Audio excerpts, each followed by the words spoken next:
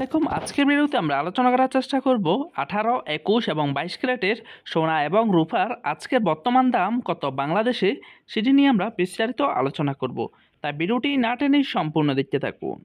সনাতনী এক ভরি সোনার দাম 1,14,949 টাকা, বর্তমানে পূর্বে ছিল 1,12,978 টাকা। এক ভরিতে দাম বেড়েছে 1,971 টাকা। 18 ক্যারেটের এক ভরিতে আজকে সোনার দাম হচ্ছে 1,39,023 টাকা, বর্তমানে পূর্বে ছিল 1,36,714 টাকা। এক ভরিতে দাম বেড়েছে 2,309 টাকা।